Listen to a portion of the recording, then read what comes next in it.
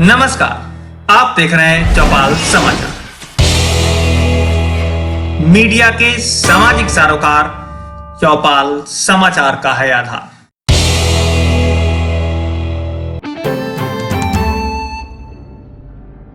नमस्कार, चौपाल समाचार की खोज खबर में आप सभी का स्वागत है। आज चौपाल समाचार की खोज खबर टीम पहुंची है मुजफ्फरपुर जिला के गायघाट प्रखंड अंतर्गत लदौर पंचायत में, जहां पर आज हम ये जानकारी प्राप्त करने वाले हैं कि अभी कोरोना की इस वैश्विक महामारी में इस पंचायत की स्थिति क्या है।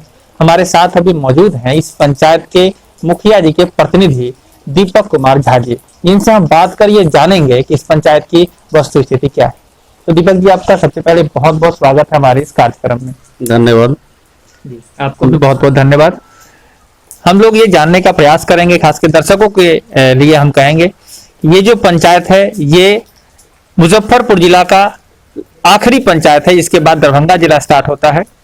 तो ये बहुत ही महत्वपूर्ण पंचायत भी है कई स्तरों से, और उसमें क्या क्या समस्या है, कैसे कैसे इसका निदान निकाल रहे हैं मुखिया जी और इनके प्रतिनिधि, इन सब विषय पर हम लोग चर्चा करेंगे। ये कार्यक्रम लगभग 10 मिनट का होगा और आप सभी हमारे साथ बने रहें। और यदि आपको इनसे कोई और जानकारी प्राप्त करनी हो, पूछनी हो, तो आप हमें कमेंट के माध्यम से सूचित करेंगे। फिर जब जब मौका मिलेगा हम इनके पास आकर आप तक जानकारी उपलब्ध करवाने का प्रयास करेंगे। तो दीपक जी, सबसे पहले हम ये जानना चाहेंगे कि आपके इस पंचायत में जो अभी कोरोना की वैश्विक महामारी चली, तो बाहर से बहुत सारे लोग जो आप ही के पंचायत के रहे होंगे फिर अपने घर को लौटे हैं, तो कितने लोग आपके पंचायत में आ गए हैं जो लॉकडाउन के कारण? मेरे यहाँ 263 लोग आए हुए थे, जो दिल्ली, मुंबई, कोलकाता, अनेक शहरों से आए हुए थे। 263 लोग आए हुए थे जी।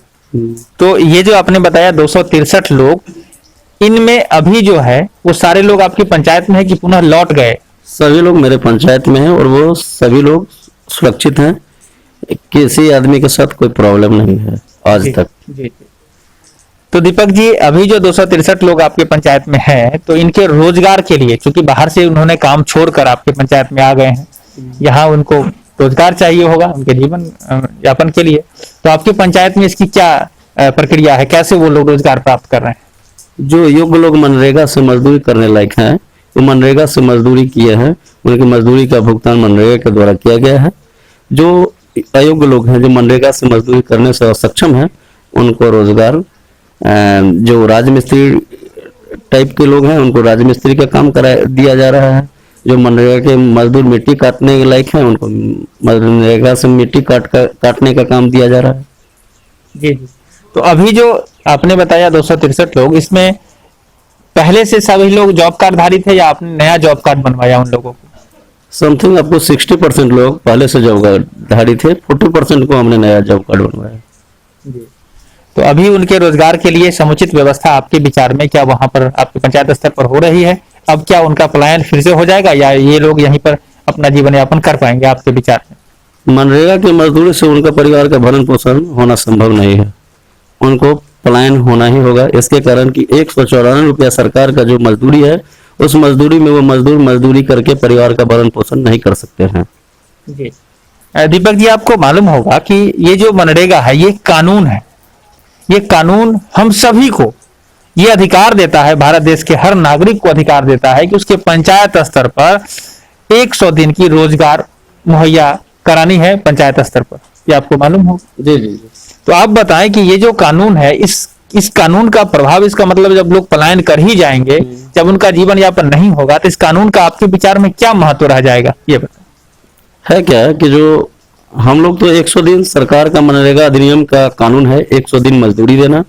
हम लोग तो सभी मजदूर को आग्रह और करते हैं कि भाई आप मजदूरी करें, आपको मनरेगा से 100 दिन का रोजगार हम देंगे, सभी लोग को कहते हैं। लेकिन लोग में है क्या कि जो यहाँ जो पैसा कमाते हैं 194 रुपया, इससे वो पैसा उनका जो है भरण पोषण के लिए नहीं हो पा रहा है, इसीलिए वो पलायन करना चाह रहे हैं।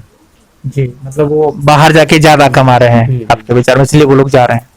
ठीक है, फिलहाल आप ये बताएं कि पिछले वर्ष एक ही साल पहले जो 19-20 का जो कार्यकाल बीता है, उसमें मनरेगा में आपके यहाँ जो जॉब कार्डधारी थे, कितने लोगों को आपने 100 दिन का रोजगार दे दिया है?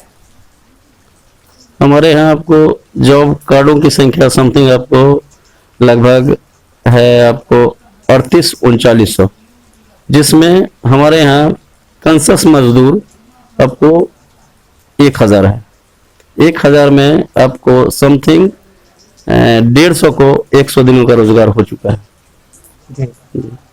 और उसके बाद जो लोग बचे हैं, क्या उसमें आपने जागरूकता के लिए कोई कार्यक्रम भी चलाया है कि लोग जागरूक करें? क्या कार्यक्रम? बराबर बैठक हम लोग करते हैं, जिसमें लोगों को बराबर ग्राम सभा के माध्यम से सूचना देते हैं कि मनरेगा से आप काम करें, आपका भरण पोषण मनरेगा के माध्यम से किया जाएगा।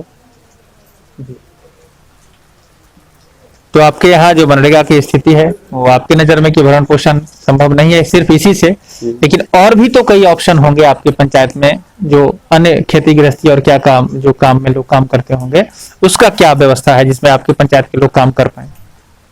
ग्रामीण स्तर पे तो है ही बहुत सारा काम, लेकिन सबसे बड़ी बात है कि समस्या कि समाज स्तर पे भी जो है वर्क जो करना लोग का है, सबसे बड़ी बात समस्या प्रॉब्लम यही होता है कि पैसा काम करने के लिए तो लोग करते हैं, लेकिन बाहर जाने के लिए कि एक बार गांव में अगर 300 रुपया कोई मजदूरी देता है ग्रामीण स्तर पर, तो वो 300 रुपया पल भर में वो खर्च कर लेता है। शहर में जाकर के इसीलिए कि एक बार मंथली मिलेगा तो उसे एक जगह कोई थोक रूप में काम होगा, इसके लिए लोग पलायन करने के लिए मूल कारण है।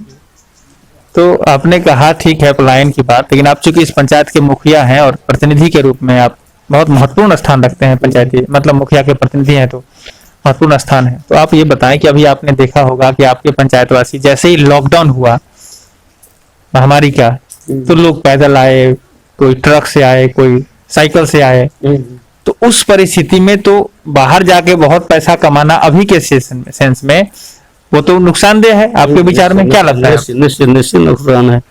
और हम लोग जितने लोग आए हैं मजदूर हमारे यहाँ, हम लोग सभी लोगों से आग्रह करते कि भाई अभी नहीं जाना है, अभी यहाँ कष्ट ही आपको सरकार के द्वारा खादान दी जाती है, खादान लीजिए, प्राप्त करिए, मनरेगा में मजदूरी करिए, परिवार का भरण पोषण करिए। यही हम लोग उन लोगों को काफी करते हैं और उसी पर लोग अभी नहीं गए हैं हमारे यहाँ और अभी जाना संभव भी नहीं समझ रहे हैं। जी, आपने वो जवाब दे दिया। मैं वही प्रश्न जानना चाह रहा था कि आपका जो सामाजिक सहयोग होगा, जो लोगों की जागरूक आप कर रहे हैं, ये बहुत अच्छी बात है। इसके लिए आपको धन्यवाद चौपाल समाचार की तरफ से भी।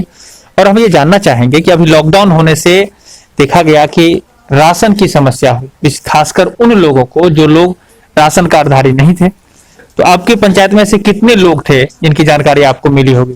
देखिए 2018 में हमारे यहाँ 448 लोगों का आरटीपीएस के माध्यम से ब्लॉक में जमा हुआ था आवेदन, जिसमें आपको 339 लोगों का कार्ड आरटीपीएस के माध्यम से बना। शेष लोग जो वंचित थे सभी को जीविका के सरकार के निर्देश अनुकूल जीविका के माध्यम से फॉर्म जमा हुआ, जिसमें बहुत सारे कार्डों में ये प्रॉब्लम है क्या कि जो कार्ड तो बना लेकिन कार्ड होल्डर का नाम दिया और उसके पूरे परिवार का यूनिट नहीं दिया गया। कुछ लोग ऐसे भी हैं जो जीविका के माध्यम से आवेदन किए, उनका बहुत सारे लोगों का आवेदन आया भी नहीं, स्वीकृत भी नहीं हुआ, कार्ड भी नहीं बना। तो ऐसे लोग का संख्या समथिंग 400 प्लस है हमारे यहाँ जो बचा हुआ है, जिसका राशन कार्ड अनिवार्य जरूरी है। तो इसके लिए आपने कोई लिखित शिकायत उच्च अधिकारी को किया है इन सारी समस्याओं को लेकर? इसकी सारी सूचना हम लोग आपूर्ति पदाधिकारी, एडीएसओ साहब सभी लोगों को दिए हैं। उन लोगों के द्वारा कहा गया है कि कार्ड बनेगा, आरटीपीएस के माध्यम से आवेदन लेंगे और इन लोगों का कार्ड मुहैया कराया जाएगा मुखिया जी। चलिए, तो आपके नजर में इस समस्या का निदान निकल जाएगा, लोगों को राशन कार्ड उपलब्ध हो जाएगा और राशन उपलब्ध होगा? क्या आपके विचार में क्या कहना चाहेंगे? देखिए कार्ड तो हम लोग तो पदाधिकारी को इन्फॉर्मेशन ही करेंगे, कार्ड तो बनाने का अथॉरिटी हम लोगों के पास है नहीं, बनाएंगे तो अधिकारी हैं।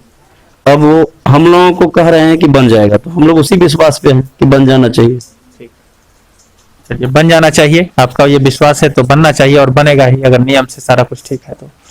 हम ये जानना चाहेंगे कि अभी सामाजिक सुरक्षा पेंशन योजना जो सरकार चला रही है उसकी क्या स्थिति है आपके पंचायत स्तर पर?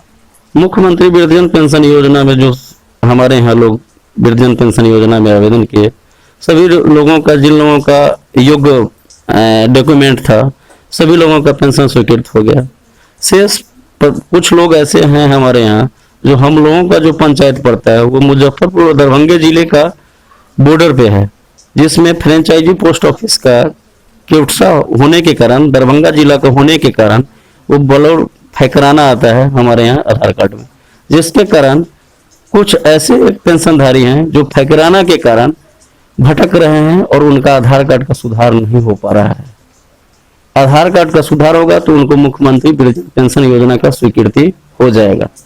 दूसरी बात है कि सामाजिक सुरक्षा पेंशन में वर्ष 16 से पहले जो भुगतान हुआ था उसके बाद शेष लोग कुछ 194 समथिंग हमारे यहाँ लोग बचे हुए हैं, जिसका ऑनलाइन वृद्धावस्था पेंशन का नहीं हो पाया है, जिसके कारण हम लोग यहाँ से प्रखंड से सीडी बनवा करके उसका हार्ड कॉपी बनवा करके जिलाधिकारी महोदय के द्वारा सामाजिक सुरक्षा ऑफिस पटना तक फॉरवर्डिंग करवा चुके हैं, जिसके लिए हम लोग पटना भी सामाजिक सुरक्षा ऑफिस जा करके संपर्क साधे हैं।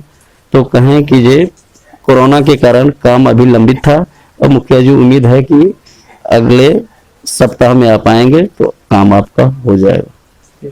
मुखिया जी, एक बार हमारे दर्शकों को पुनः बताएं कि ये जो फेकराना की समस्या है, तो आप तो इसमें बहुत सारा काम किया होगा, अधिकारी पदाधिकारी से बात किए होंगे, तो इसका निदान कैसे निकलेगा, एक बार आप ये डिटेल में बताएं जो कि लोग भी समझ पाए कि यह समस्या क्या है और निदान क्या निकलना है, फिर कोई निदान निकले। समस्या है कि फेकराना का जो समस्या है वो border franchisee post office Darbhanga के होने के कारण ये जो 4 पंचायत हैं बॉर्डर का, उसमें फेकराना का आधार कार्ड में आ रहा है। तो इसका सुधार के लिए हम लोग शिकायत किए थे, तो सुधार हो गया है, लेकिन कैंप आधार कार्ड बनने का अगर पंचायत स्तर पर कैंप का आयोजन हो जाएगा तो इससे काफी लोगों को सुविधा होगा, क्योंकि हम लोगों का प्रखंड मुख्यालय पंचायत मुख्यालय से 25 किलोमीटर समथिंग पड़ता है, जिसके कारण हमारे यहाँ का बुजुर्ग को जाने में वहाँ काफी कठिनाई का सामना करना पड़ता है। जी, तो मतलब ये जो फेकराना की समस्या है ये आधार कार्ड अपडेट होने के बाद सुधार में आ जाएगा, ये कहना चाह रहे हैं? जी जी जी जी जी। तो हम दर्शक को भी ये कहना चाहेंगे कि आप सभी यदि इस प्रखंड स्तर से या इस पंचायत से या इस जिला से जुड़े हैं तो अपने स्तर से भी इस संबंध में सुझाव और मशविरा जरूर दें कमेंट के माध्यम से, जिससे कि यहाँ के जो वृद्धजन है विशेषकर या और जो पेंशन प्राप्त करने के योग्यता रखते हैं उनको पेंशन मिल जाए, कि इससे कोरोना की इस वैश्विक महामारी में सहयोग मिल पाए। जी मुखिया जी, तो अब हम ये जानना चाहेंगे कि अभी पंचायत स्तर पर जो आपका पेंशन की स्थिति तो वही चल रही है जैसे आपने बताया समस्या है, तो अन्य जो माध्यम है जैसे कि सरकार की जो विशेषकर योजना है जो सहयोग के लिए आई है समाज के कल्याण के लिए, उसमें कौन कौन सी योजना के बारे में दर्शकों को बताना चाहेंगे जिस पर आपने बढ़िया से काम किया है?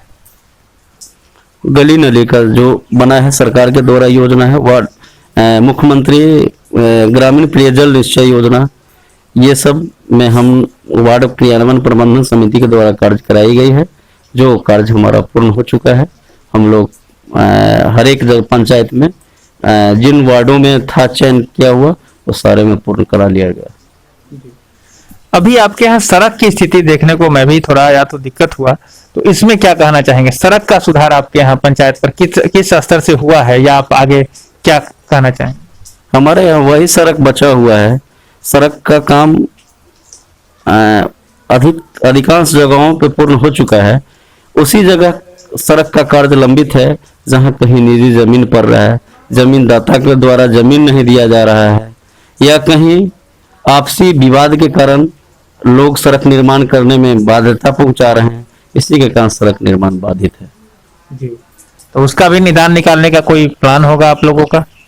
हम लोग इसकी सूचना कई बार अंचलाधिकारी महोदय के द्वारा दिए हैं, कई बार आपको ये DCLR महोदय को दिए हैं इसकी सूचना, कई बार मेरा डॉक्यूमेंट गया है, लेकिन भू अधिग्रहण करने का अधिकार हमारे अंचलाधिकारी महोदय के द्वारा कहा गया कि ये हम लोगों का अधीनस्थ नहीं है मुखिया जी, इसके लिए भूमि अधिग्रहण करना हम लोगों के अधिकार क्षेत्र में नहीं पड़ता है। जी, तो इसके लिए संबंधित अधिकारी जब भूमि अधिग्रहण करेंगे तो सड़क बनेगी, तब तक लोग ऐसे ही गड्ढे पर चलेंगे तो बाद में। जी जी चलिए, अब बताएं कि कोरोना की महामारी में जो कंट्रोल करने की व्यवस्था है, सोशल डिस्टेंसिंग, साथ में साफ सफाई की बात, कभी कोई मरीज या कोई संबंधित अगर लोग आते जाते हैं तो उसको साफ सफाई बना के रखना है, मतलब सड़क को भी करना है, साथ में मास्क यूज करना है और हाथ भी धोते रहना है साबुन, इसके लिए सरकार ने दिया है। तो आप इन सब चीजों को कैसे आप पंचायत स्तर पर मतलब आपने सुविधा उपलब्ध कराई? देखिए, कोरोना की 10वीं महामारी में हम पूरे पंचायत में वार्ड 1 से लेकर वार्ड 13 तक सैनिटाइज करवाए, मास्क और साबुन प्रत्येक परिवार को 4 मास्क 2 साबुन उपलब्ध करवाएं।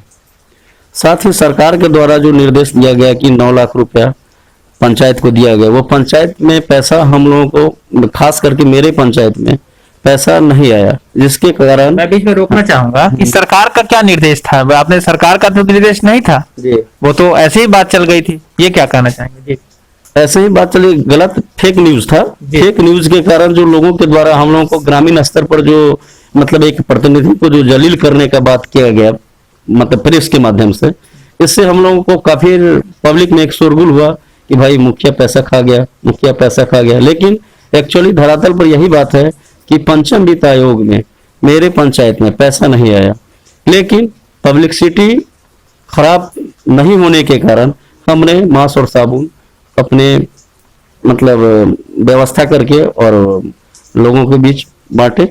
इसकी सूचना हम डीपीआरओ सर से उप सचिव महोदय को मेल करवाएं और जाकर के संपर्क भी किए। बोले मुखिया जी पैसा आपका एडवाइस गया हुआ है, पैसा चला जाएगा। जी, मतलब मास्क साबुन सैनिटाइजर आपने बांट दिया, तो बहुत अच्छी बात है। अभी जो कोरोना की वैश्विक महामारी में आप अपनी जनता को क्या संदेश देना चाहेंगे हमारे चौपाल समाचार के माध्यम से? ये बताएं कि लोग बच पाए। देखिए, इसमें तो है सोशल डिस्टेंस का पालन करना है, सभी आदमियों के मास्क उपलब्ध करा दिया गया, मास्क का उपयोग करना है और साफ सफाई पर ध्यान देना है। विशेष करके बाहरी लोग जो आएंगे उनसे लोग सुरक्षित रहेंगे, यही है विशेष क्या है। बहुत बहुत धन्यवाद, मैंने आपका बहुत समय लिया और आपने जो चौपाल समाचार के कार्यक्रम में जो बातें कही हैं, हमारे दर्शक भी सोचकर समझकर अपने स्तर से कमेंट करेंगे और फिर हम उनके द्वारा पूछे गए प्रश्नों का जवाब आपसे लेकर उन तक पहुंचाने का प्रयास करेंगे। तो आप सभी दर्शक इतने समय तक हमारे साथ बने रहे और आपने इस पंचायत की स्थिति देखी। ये लदौर पंचायत है और यहाँ पर कुछ छोटी मोटी समस्या के साथ साथ जो भी समाधान निकाला जा रहा है उससे अभी तक ये पंचायत कम से कम सुरक्षित है। इसके लिए आप सभी धन्यवाद के पात्र हैं। तो आप सभी का बहुत बहुत धन्यवाद हमारे इस कार्यक्रम से जुड़ने के लिए। मैं हूं अभिषेक आनंद, चौपाल समाचार मुजफ्फरपुर के लिए। धन्यवाद।